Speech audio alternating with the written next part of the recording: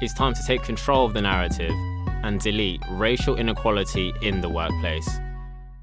Hi everyone, my name is Shani Zindel.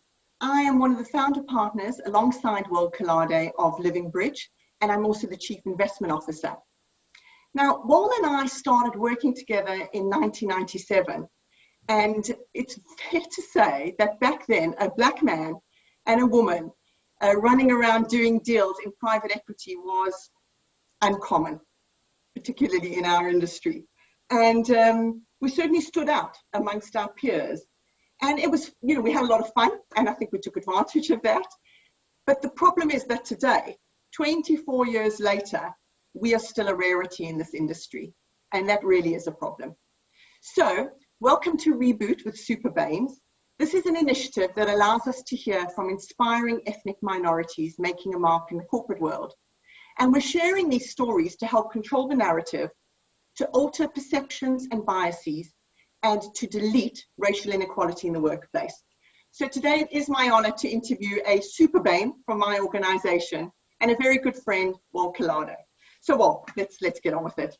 You've achieved a lot, both at Living Bridge and out of the organization. So take us a bit on your journey, tell us a bit about who you are and what has made you. Well, I'm Nigerian by birth, and my dad was a diplomat, so that helped because I traveled around the world, living in countries as diverse and different as the US, the Cameroons, the West Indies, and Czechoslovakia, when it's still Czechoslovakia. But I grew up here. I was sent to school here at a very young age. I was 8 when I went to boarding school. And the problem with that is that, you are always an outsider, if you will, given that going home, I wasn't going back home to where I lived. I was going home to a different country. Going to school, I wasn't going to where I lived. I was going to school in a different country. So, either that sort of breaks you or makes you. And I think in a sense, it helped to make me because I was always able to sort of stand back and look at things. And one of the things that I came across was at school, actually, in thinking through what I wanted to do. And what I wanted to do, I found this thing called venture capital back then. I was probably about 14, 15, maybe 16. And I thought that's what I want to do. And I spent the rest of the time trying to find my way into it. And clearly I did. But the sort of journey of being, as I was, a single at many points black person in really quite a big, very sort of, traditional institution, a prep school, a boarding school, was quite jarring in the sense that there are many things that happen that you basically sort of tuck away and don't think about or don't allow to control you. And in a sense, you're sort of living half of what you could be, partly in order to sort of fit in, but also not internalize any abuse that you've got, whether it's overt or covert, if you will. So lots and lots of things. You know me, we travel too much. It's complex, right? This is complex stuff. And we've talked about this lots. And, the stories we could tell about us traveling together because we raised money for the firm in the sort of deep South in America, knowing when we're going to get some money and really knowing when we're not. Yeah, I think it's fair to say there's no one thing, is there, on a journey? It's a series. So I guess a bit more about the system as a whole, Wal, but what practices do you think exist in society today that reinforce racism or systemic discrimination in the workplace and, that ultimately hinder ethnic minority progressions? A lot of this is the context and culture. So the context, and this has changed and has improved. If I go back to the 70s when, I was a youngster in the UK, watching programs like, Love Thy Neighbor, which is the most ridiculous, frankly racist program that was basically prime viewing on TV, watched by millions. If that's what you're watching, then in a sort of work context, you're sort of mimicking what's going on, and that's acceptable behavior. Now, thankfully, that's all sort of moved on quite a lot. And there have been sort of regulatory interventions to sort of underpin what's acceptable or not. And the problem is, what happens is that you sort of take, except for the most extreme examples, covert, aggressive racism, and you bury it. And you bury it into what I think people now call microaggressions, where it's I didn't really mean it, but of course you did, in behavior, which is basically, you could look at and go, is that really them being as mean as they think they are, or not. And it's trivial stuff which just reinforces the color differential. It could be as trivial as going to a restaurant and the person having power over you by putting in a table, which is just ridiculous. Or try to check in, or going as we do with flights. I mean, how many times have we tried to check in, Shani? And we're standing in the first class queue. They're looking at us, going, "What the hell are you doing here?" So things like that, which individually mean nothing, but added together are quite damaging for people who suffer from it. And in a workplace, this is basically concentrated, right? It's quite easy. That person just doesn't have what it takes. Well, what the hell do you mean by that? What you mean is they're not like me. Their behavior is different. They look different, and they don't fit in. So I think a lot of these things, which are sort of unconscious biases, which people, unless you're very careful in the culture in your business to address, and you have to work at this, right? This is not easy. You have to work at it and not tolerate people's behavior when it comes to being, undermining people unconsciously. You have to sort of help them to see what they're doing wrong. And part of that is building allies, right? So, it's one thing to be the one or two, minority people in the business. It's another thing when, as I know, Shani, you do, you know me too well in the sense that, we'll sort of be observing something. You can see me about to explode and you'll take over and just deal with the problem rather than let it be a problem. And that for me is really comforting, and it's something which I benefit from because I know that you and my other colleagues understand, where I am in this and what happens, and just won't tolerate it either. Well, I also have been with you when you haven't been treated correctly. I remember a flight check-in and you got angry, and it was uncomfortable, but you were absolutely right. I don't know if you remember that. And I guess the difficulty is all these small things make it harder for people to progress, and therefore you have fewer role models, and it just becomes self-reinforcing and even more unacceptable. Yeah. So what, 2 or 3 actions do you think we should be taking as a society and within private equity, maybe more specifically, to help this change? Well, I sort of mentioned in my previous comments, culture. I think this is so important. The culture in a organization is the foundation stone of what's acceptable, what's good behavior. And if no matter what systems and rules and regs you put in place, if your culture isn't right, it's not just going to happen. You're not going to get there. And so for me, it's that first, understand what it is that it's important to you. So culture aligned to their values. And actually, lots of people have values, which if you examine, should not allow racism.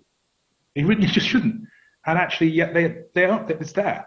And if you really live by your values and hold people to account for their values that you espouse, then you'll have change. And that simple thing, so in our business, we measure 2 things. This is a practical thing. We measure when we sort of praise people, the what they do and the how they do it. And the how they do it is, behaviors, culture, values. The what is what they deliver. And of course, most people think the worst place to be is sort of low on both things. And actually the answer is no. The worst place to be is like the highest score on a how and the lowest score on the what. Sorry, highest score on the what, lowest score on the how. Because that means, you know what to do, but you're literally a complete nightmare person, like a cancer in the business. If you tolerate those people because they're doing the sort of the what bit well, then you're destroying your business. And then from there you can build, because without that foundation stone, saying to someone, unconsciously, the way, you've got some unconscious biases, then people go, what does that mean?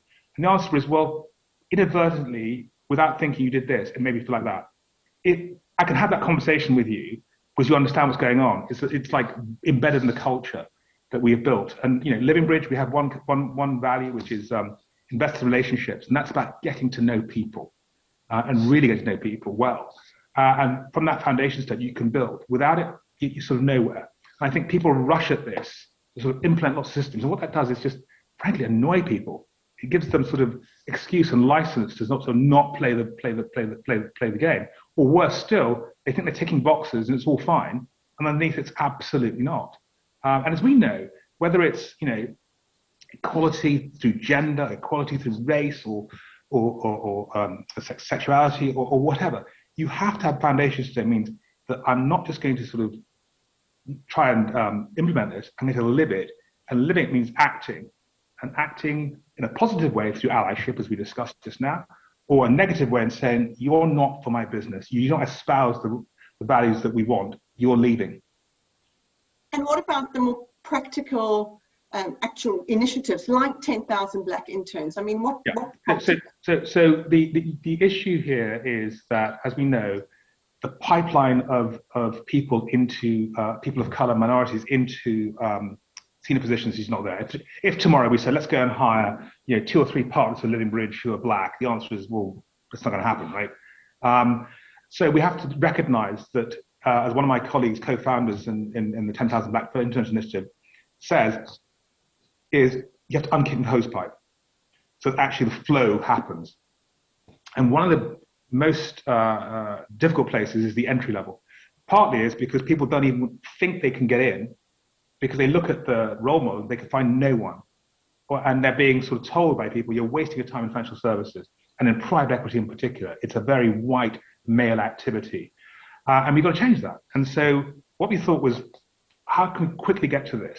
And so we sort of said internships, and we persuaded people to get on board with hiring interns and giving them access to the top firms in our industry. And we broadened that out from private equity and financial services to the rest of the industry, which has been taken up. And it's really hopefully quite powerful intervention. But it's going to take years for that to happen. But you've got to start somewhere. And this is the point.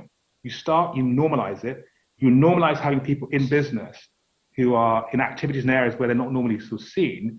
And, it's a two-way learning. So it's not just them learning from you about the activity, it's you learning from them about the lived experience, what it is to be someone of color in a society which is where you're very, very much the minority, and in an area, an activity where you're very much minority. And actually you then as a business can do more to help your business change and reflect where society's going, where things are going, rather than harking back to the past. So what advice would you give to other professionals that come from ethnic minority backgrounds and the next generation in general coming into the workplace? So I think one of the issues is that a lot of people said, it's for people in the majority to give up power. That's quite a difficult thing to do. You really, people who have power like to basically hold on to it. Why would you willingly give it up? So that's the first thing you can understand. Now, lots of people in generations gone by have worked hard to help open the door. But within that, there's a sort of tolerance, and this is very, I suspect, un-PC way of describing this, a tolerance for where the situation is. We can only achieve this much. Okay.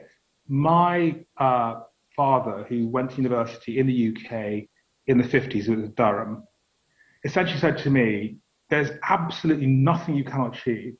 Just recognize, given the structure of the way the world works, you have to work 2 or 3 times harder to get to the same place. Now, you may not like it, but that is the reality, right? And so you either say, I'm not going to play, which I think is a total waste, you're missing out on a lot, or you recognize that actually the more people of color and more you normalize the situation, the easier it will be for generations to come. So it may not benefit you doing the fight and fighting a good fight, but recognize there are people coming through. So pull them through with you and make sure you don't tolerate the nonsense that goes on.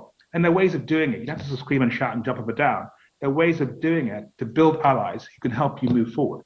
It is, and there are people out there willing and keen to be with you. And certainly today, with all the interest in Black Lives Matters, for example, people are really keen and interested in 10,000 Black interns. We were surprised how quickly people jumped on board. And actually also surprised when you're explaining, you do understand this is going to be a variable experience and you have to work at it. And people saying, we're ready. And okay, the proof of the pudding. I really believe that. Well, thank you very much, Will, for sharing your story and perspectives. As someone who really believes very deeply in the benefits of diversity to our firm, our industry, and society in general, I'm really very proud to be associated with this. And more than anything, I hope that we can achieve a lot more in the next few years than we have in the previous 24, and of course going back much further. And I hope that we can all commit to an equal workforce going forward. Thank you. Here. It's time to reboot with superhero Black, Asian and minority ethnic professionals redefining the corporate world.